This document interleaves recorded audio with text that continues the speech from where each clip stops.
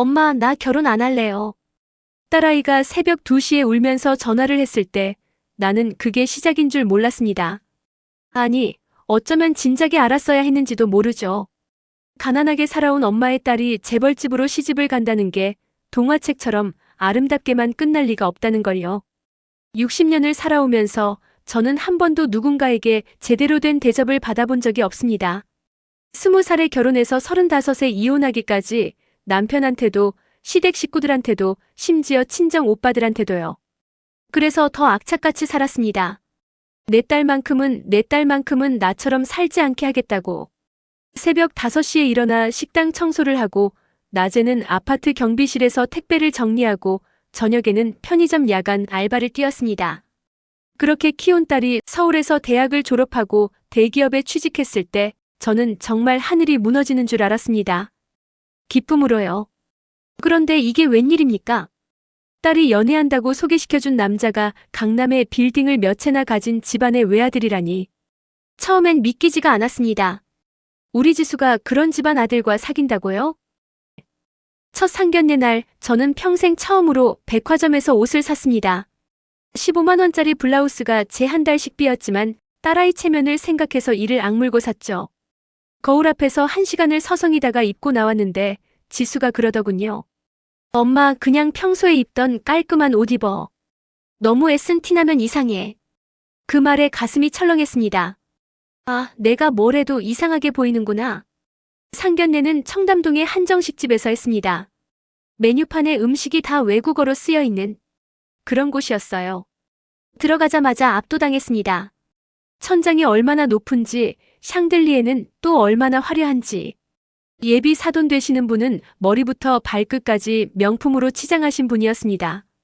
액세서리 하나하나가 제 월급보다 비싸 보였어요. 인사를 나누는데 손이 떨렸습니다. 어머, 손이 참 거칠으시네요. 무슨 일 하세요? 첫 마디가 그거였습니다. 네, 아파트 관리사무소에서 일하고 있습니다. 아, 그러시구나. 요즘 그런 일도 괜찮다고들 하더라고요. 안정적이잖아요. 말은 그렇게 했지만 눈빛은 달랐습니다. 우리 아들이 왜 이런 집안 딸을 데려왔을까 하는 게 눈에 다 보였어요. 옆에 앉은 예비 사위, 민준이라는 친구는 내내 고개만 끄덕이고 있었습니다. 시어머니 될 분이 무슨 말을 해도 네, 어머니 말씀이 맞습니다만 반복했어요. 민준아, 너는 어떻게 생각하니?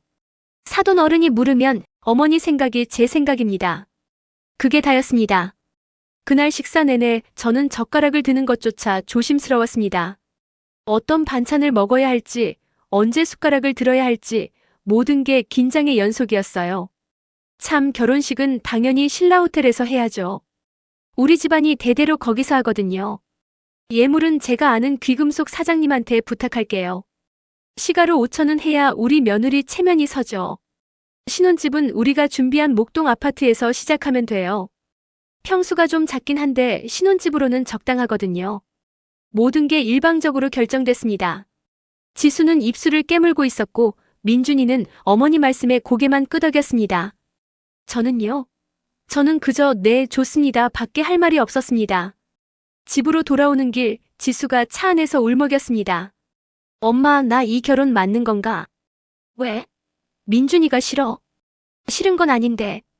민준이 오빠는 착한데 너무 엄마 말만 듣는 것 같아. 나한테 한 번도 우리 어떻게 할까? 이런 말을 안 해. 그래도 넌 저 집안으로 시집가면 고생은 안 하잖아. 엄마처럼 새벽부터 일하러 나갈 일도 없고. 제 입에서 그런 말이 나온 게 지금도 후회됩니다. 딸아이 마음은 생각 안 하고 가난한 사람의 욕심만 앞세운 거죠. 그 뒤로 한 달에 한 번씩 사돈 어른을 뵀습니다. 만날 때마다 새로운 요구사항이 생겼어요. 혼수는 최소한의 것만 준비하세요. 어차피 우리가 다 사줄 건데 쓸데없이 돈 쓰실 필요 없어요. 처음엔 배려인 줄 알았습니다. 그런데 나중에 듣고 보니 그게 아니더군요. 우리 집안 며느리가 싸구려 혼수 들고 오면 창피하잖아요. 차라리 우리가 좋은 걸로 다 준비하는 게 낫죠. 지수가 퇴근하고 와서 저한테 하소연했습니다. 엄마, 시어머니 될 분이 내 옷차림까지 간섭해. 출근할 때 무슨 옷 입었냐고 물어보시고 사진 찍어 보내래. 그러고는 그건 너무 튀지 않니? 우리 며느리는 단정하게 입어야지 이러시는 거야. 민준이한테 얘기해봤어? 했지. 근데 오빠가 뭐라는 줄 알아? 엄마가 널 예뻐하셔서 그래. 이해해줘 이러는 거야. 엄마, 나 진짜 답답해 죽겠어. 저는 딸아이 손을 잡으며 말했습니다. 조금만 참아. 결혼하고 나면 나아질 거야. 지금은 시어머니 되실 분이 긴장하셔서 그런 거고. 하지만 속으론 알고 있었습니다. 나아지지 않을 거란 걸요. 그러던 어느 날 사돈 어른이 저를 따로 만나자고 했습니다. 청담동 카페였는데 커피 한 잔에 2만 원 하는 곳이었어요. 저는 물만 시켰습니다. 사실 제가 오늘 조심스럽게 말씀드릴 게 있어서요. 사돈 어른은 찬찬히 커피를 저으며 말을 이었습니다. 우리 민준이가 참 순하고 착하잖아요. 그래서 제가 더 신경을 쓰는 편이에요. 혹시나 이상한 사람 만나서 고생할까 봐요. 네. 지수 씨도 좋은 애인 건 알아요. 그런데 솔직히 말씀드리면 집안 배경이 좀 걱정되는 게 사실이에요. 가슴이 철렁 내려앉았습니다. 이혼 가정에서 자란 아이들이 결혼 생활을 잘 유지할 수 있을까? 그런 연구 결과도 있더라고요. 물론 지수 씨가 나쁘다는 게 아니라 저희 지수는 똑 부러지게 잘 키웠습니다. 제가 끊어 말했습니다. 네, 그건 알아요. 근데 결혼이라는 게 본인들끼리만 하는 게 아니잖아요. 집안과 집안이 만나는 거고 평생을 함께 가야 하는 거고. 그래서 제 말은 무슨 말씀을 하고 싶으신 건지 알겠습니다. 저는 떨리는 손으로 물잔을 들었습니다. 하지만 저희 지수는 그 어떤 집안 딸보다 훌륭하게 자랐습니다. 제가 평생 허드렛 일만 했어도 딸아이 교육만큼은 포기한 적이 없습니다. 그건 저도 인정해요. 하지만 제 딸이 사모님 아드님을 진심으로 사랑합니다. 그리고 좋은 며느리가 되려고 노력하고 있어요. 그것만으로는 부족합니까? 사돈 어른은 잠시 침묵하다가 말했습니다. 부족하진 않죠. 근데 충분하지도 않아요.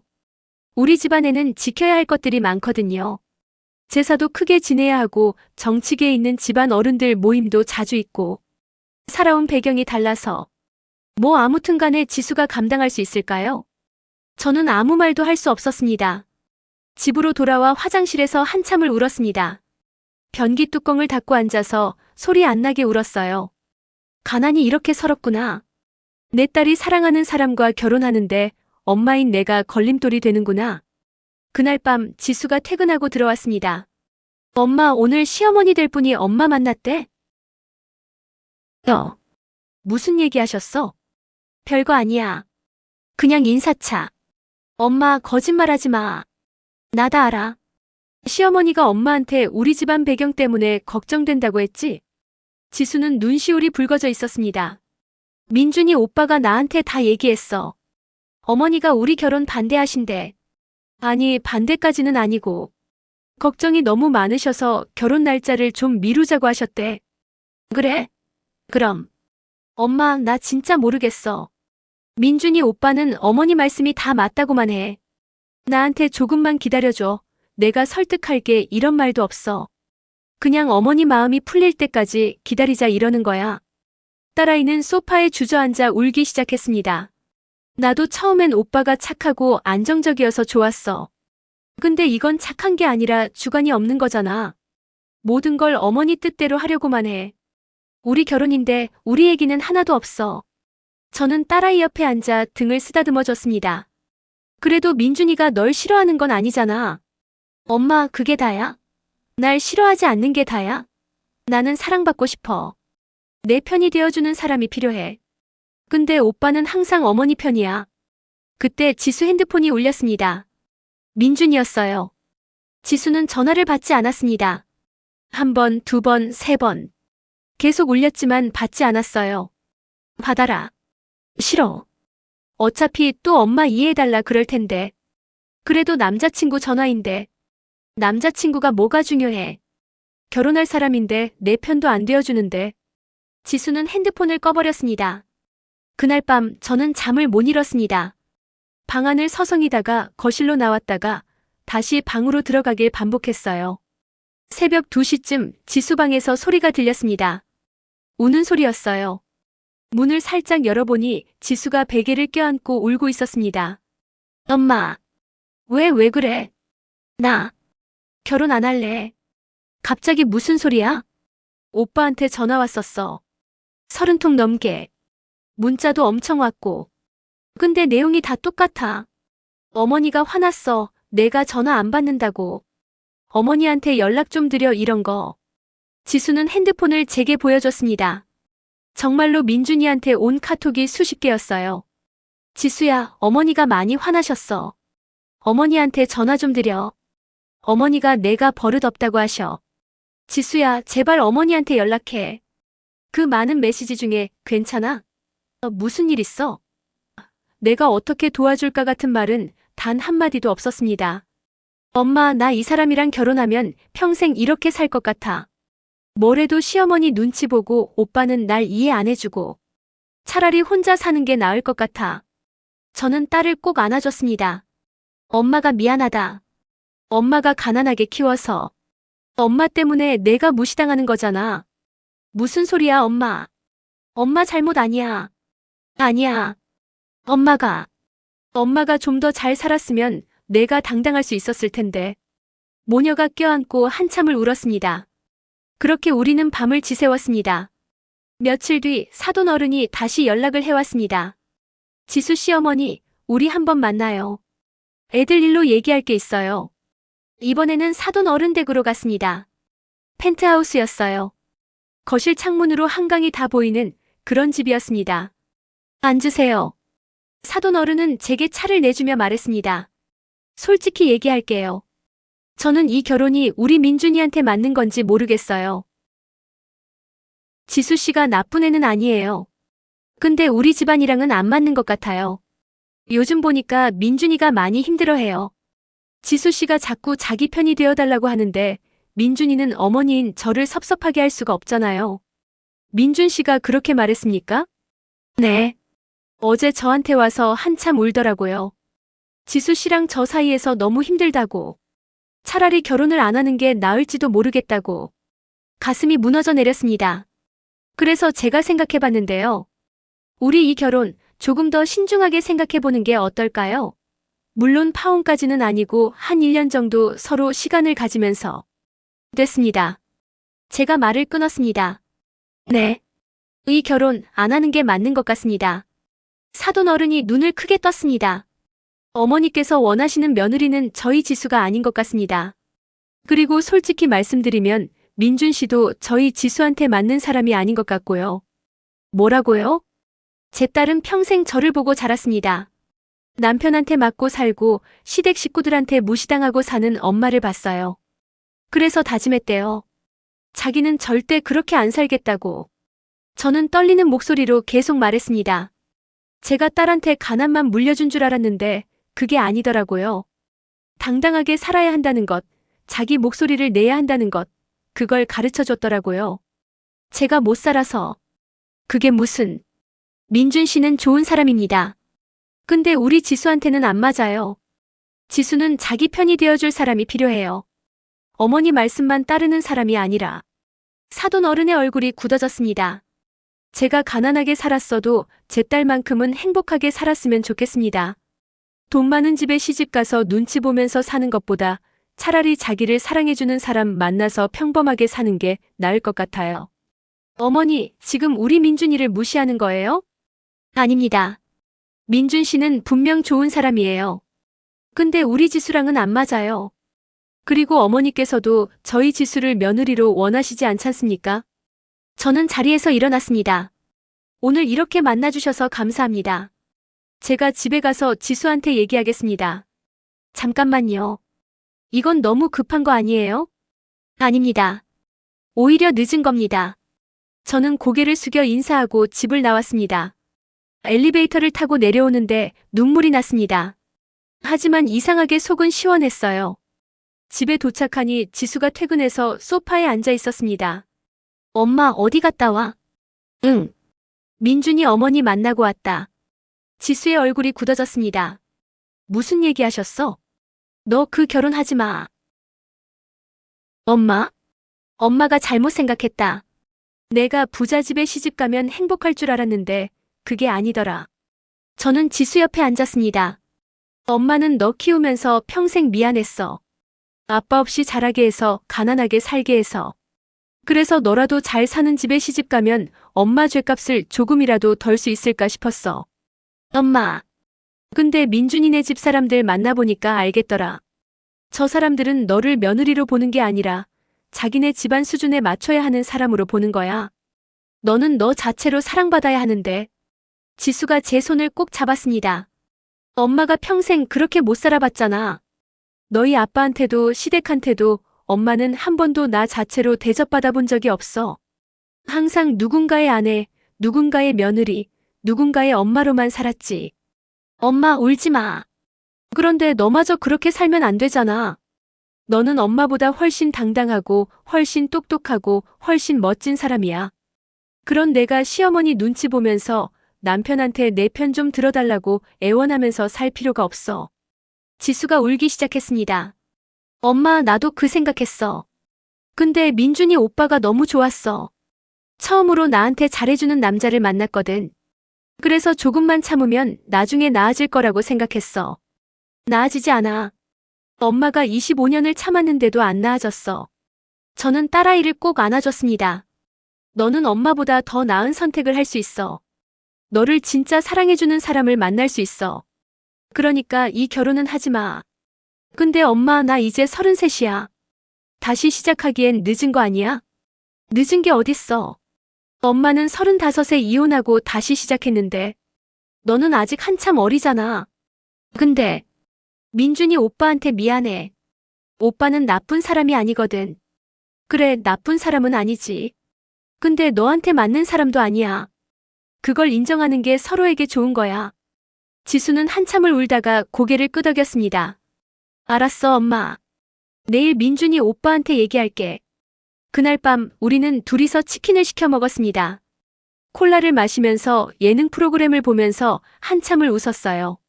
오랜만에 우리 집에 웃음소리가 가득했습니다. 그로부터 2년이 지났습니다. 지수는 민준이와 헤어졌고 1년 정도 혼자 지내다가 새로운 사람을 만났습니다. 회사 동료인데 지수보다 2살 어린 후배였어요.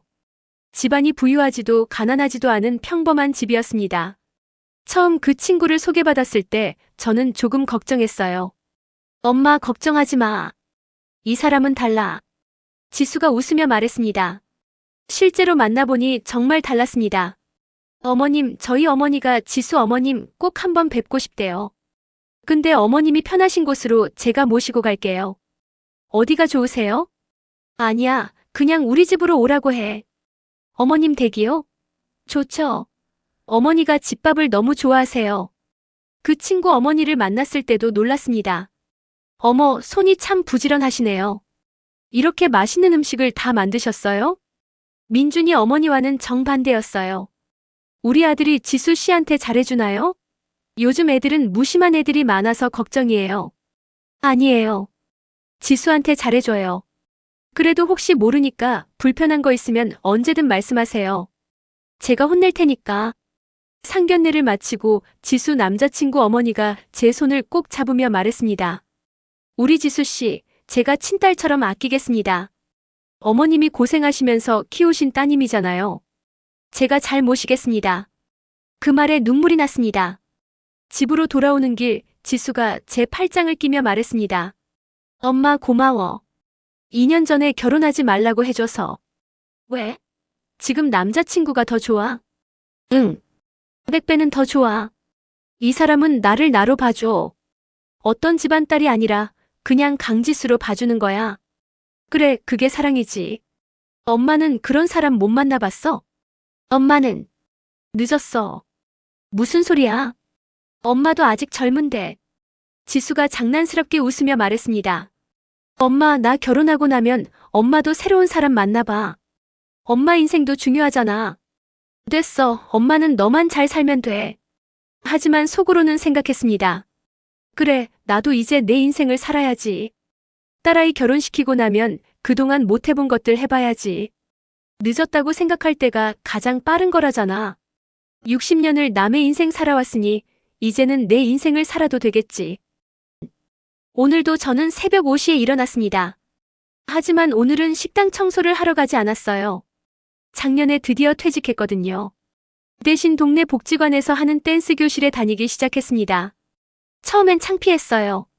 60 넘은 나이에 무슨 춤이냐고요. 하지만 해보니까 재밌더라고요. 오늘 댄스 교실에서 만난 같은 반 아주머니가 그러시더라고요. 언니, 요즘 표정이 많이 밝아지셨어요. 무슨 좋은 일 있으세요? 우리 딸이 다음 달에 결혼해요. 어머, 축하해요. 사위는 괜찮은 사람이에요? 네, 우리 딸한테 잘해줘요. 그게 제일 중요하더라고요. 집으로 돌아오는 길 핸드폰이 울렸습니다. 지수였어요. 엄마, 오늘 웨딩드레스 피팅 가는 날이잖아. 같이 가자. 엄마는 안 가도 되는 거 아니야? 무슨 소리야? 엄마도 가야지. 엄마 의견도 들어야 하고. 그래? 그럼 갈게. 전화를 끊고 저는 하늘을 올려다봤습니다. 파란 하늘이 참 예뻤어요. 60년을 살면서 오늘만큼 하늘이 예뻐 보인 적이 없었습니다. 가난해도 괜찮습니다. 나이 들어도 괜찮습니다.